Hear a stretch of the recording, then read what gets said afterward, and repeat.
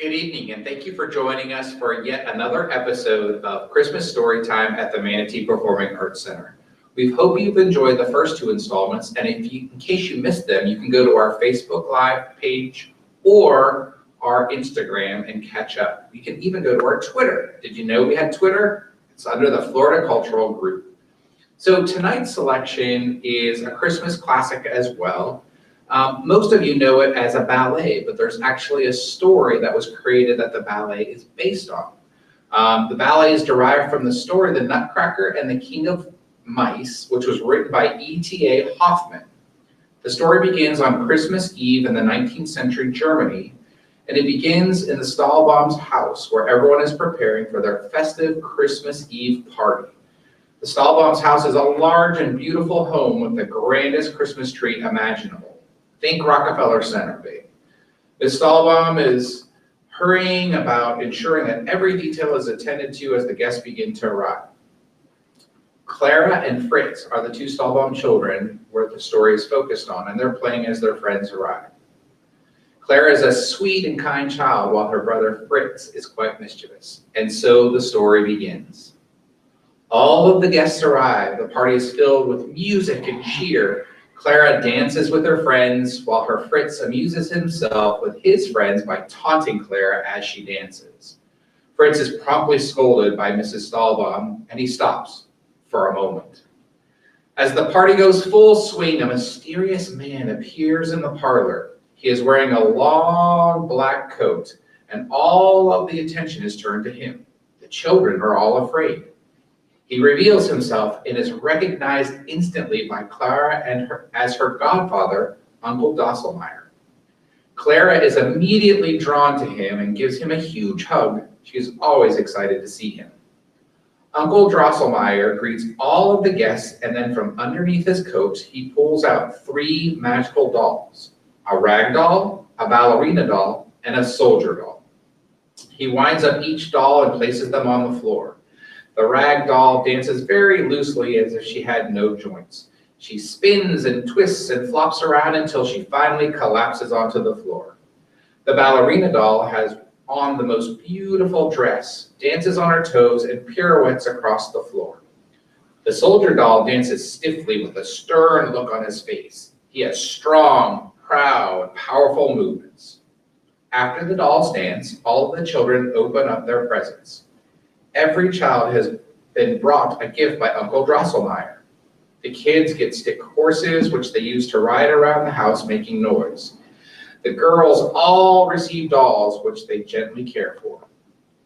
Clara initially is disappointed as she sees no gift for her.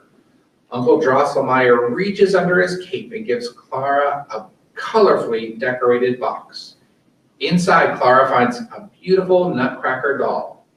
The Nutcracker has such vibrant colors and has such detail that she believes that he may actually come alive. Clara is so pleased with the gift of the Nutcracker that she dances happily with her uncle. When they are done dancing, Clara picks her Nutcracker up and cradles it in her arms. Out of nowhere, Fritz arrives. He grabs the Nutcracker from her hands, holds it in the air, at which time he and Clara begin to struggle over it. They pull and tug until in the struggle, the Nutcracker breaks. Clara looks at her Nutcracker lying broken on the floor. The Nutcracker was the best gift she ever got. Drosselmeyer goes over to Clara and comforts her. He picks up the broken Nutcracker, and in a strange and mysterious way, he puts it back together underneath his cloak. When he gives it back to Clara, it has a scarf around the Nutcracker to keep it safe and secure. He gives Clara very specific instructions. He tells her to leave the Nutcracker under the Christmas tree overnight, and on Christmas morning, her Nutcracker will be as good as new. Clara thinks about her godfather's promise and looks longingly at the Nutcracker. She still has tears in her eyes, but is willing to try anything. Eventually, it's time for all the guests to go. Clara and Fritz are sad to see their friends leave, but they wave goodbye lightheartedly and wish each guest a Merry Christmas. When everyone is gone, Mrs. Stahlbaum breathes a sigh of relief. She turns to Clara and Fritz, kisses them goodnight, and sends them off to bed. Before she goes to bed, Clara takes one more look at her Nutcracker, places it under the tree just as Uncle Drosselmeyer instructed. Now the next part, the Nutcracker and Clara battle the evil Mouse Queen and her mice. As she lay in bed, all Clara could think of was her Nutcracker and how he was laying there broken and all alone under the Christmas tree. Finally, she couldn't stand it anymore and she went downstairs to check on him. When she got downstairs, she finds her Nutcracker under the tree just as she had left it. For a moment, and to her surprise, Clara thought she saw her Nutcracker smile. She picks the Nutcracker up and looks at it closely, but she doesn't notice anything different. Perhaps she was just seeing things. It's late and Clara had a long day, so she puts her Nutcracker carefully back under the tree and lies down on the sofa next to the tree. Clara lays her head down and closes her eyes, but as she is just about to drift off to sleep, she hears a scurrying sound. Clara sits straight up and stares into the darkness. Her Nutcracker is still there under the tree, but what's that? As she looks into the darkness in the corner of the parlor, she sees something moving towards her. It's gray and has a long, leathery tail and is about the size of a dog. It looks like a giant mouse. Then right before her eyes, another giant mouse scampers across the floor and disappears into the darkness. And then another. More and more mice begin to appear. One after the other, they run out from the darkness. One mouse runs right up to the Christmas tree and the Nutcracker and right up to Clara. When she sees Clara, he snarls and runs out of the room. Clara is very frightened. She jumps off the sofa and tries to run away, but when she gets to the end of the parlor, she stops dead in her tracks. Standing right in front of her, blocking her way, is the giant Mouse Queen. The Mouse Queen has long, slimy claws and two terribly ugly front teeth. She's as tall as a bear, wears a tiny crown on her head, and carries a crooked sword. She swings her sword at Clara, and the little mice chase Clara around the parlor. In no time at all, the mice and the Mouse Queen have cornered Clara, and just as the Mouse Queen is about to strike, a mysterious figure appears. It's Uncle Drosselmeyer. At the sight of Drosselmeyer, the Mouse Queen runs away. Drosselmeyer picks up Clara and returns her to the sofa next to the Nutcracker. Just when Clara thinks everything is back to normal, Uncle Drosselmeyer casts a spell. He begins to wave his hands and gesture in one powerful motion. As he does this, everything begins to change. The room gets bigger and the Christmas tree grows taller and taller until it towers over Clara. She didn't know if she was getting smaller or was everything else getting bigger. Then she remembers the Nutcracker. He has gotten bigger too. He was as tall as a real person. The Nutcracker has come alive and he has brought an army of soldiers with him. He motions to Clara to stand clear and the battle begins. The Nutcracker then leads his soldiers courageously into a battle against the mice. Clara sits perched atop the sofa and watches the Nutcracker. The battle rages back and forth between the Nutcracker and his soldiers and the mice. Eventually, the Nutcracker and the Mouse Queen face each other one-on-one and begin to battle. The Mouse Queen fights so fiercely that Clara is frightened for her Nutcracker. But the Nutcracker is fast and strong and holds the Mouse Queen at bay for a very long time. In the end, though, the Mouse Queen gets the better of the Nutcracker and stabs him in the ribs. The Nutcracker stumbles backwards. The Mouse Queen laughs and raises her sword to finish off the Nutcracker.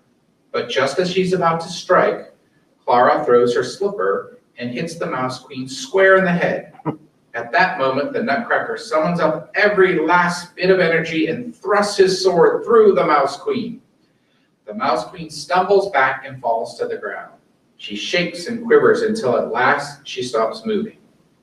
The Mouse Queen is dead. Clara and the Nutcracker did it. But the Nutcracker has fallen to the floor. His wound is too deep. Clara kneels beside the wounded Nutcracker and starts to cry. As she sits there sobbing over her Nutcracker, Uncle Drosselmeyer appears again in his long black cape. He lowers his cape over the Nutcracker, and when he pulls it away, Clara sees that her Nutcracker soldiers is really a Nutcracker prince. Furthermore, the Nutcracker prince is alive. The Nutcracker thanks Clara for saving him. He holds out his hand and offers to take Clara to his kingdom, the land of the sweets. Clara takes the prince's hand and off they go. On their way to the land of the sweets, Clara and the Nutcracker pass through a beautiful snow-covered forest. The Snow Queen and all of her snowflakes dance for Clara. They jump, swirl around, and create a beautiful dance. When they're done dancing, the Snow Queen wishes Clara and the Nutcracker a journey safe as they lead to the land of sweets. A safe journey. Let me get that correct. But the story's not done. Clara and the Nutcracker prince finally arrive in the land of the sweets. Clara is amazed at the beautiful place. There's candy everywhere. The walls and floors are made of sweets, and there are giant candy canes growing from the ground. The Nutcracker prince introduces Clara to the queen of the land of the sweets, the Sugar Plum Fairy. The Sugar Plum Fairy calls out to her friends, who are the different types of sweets from all around the world. They are all excited to meet Clara, and she greets them with a smile and a curtsy. The Nutcracker prince describes the battle with the Mouse Queen and the mice. He tells of how Clara helped save him from certain death by hitting the Mouse Queen between the eyes with her slipper. The Sugar Plum Fairy is so impressed with Clara that she declares a day of celebration. Sweets from all over the world gather at the palace and dance for Clara. The Nutcracker prince escorts Clara to the seat of honor so she can watch the performance. The first to dance is smooth and spicy chocolate from Spain. Their dance is very saucy. They move their heads around and dance from one spot to the other so skillfully. As the Spanish dancers leave, the lights begin to darken and the smell of coffee from Arabia fills the air. The Arabian coffee appears and he dances like a genie. He has two dark spirits that he awakens from two bubbling cauldrons. The Arabian dancers wear simple but decorative billowy clothing. They move slowly and with purpose. The next to perform is Tea from China.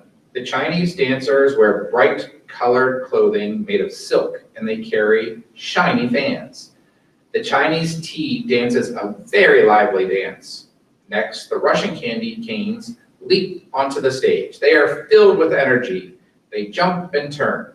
By this point, Clara's head is spinning. She has never seen so many candies, and their dancing was so amazing. When the Russian candy canes leave, a group of marzipan candies enter. They perform a graceful, pleasant dance to flute music.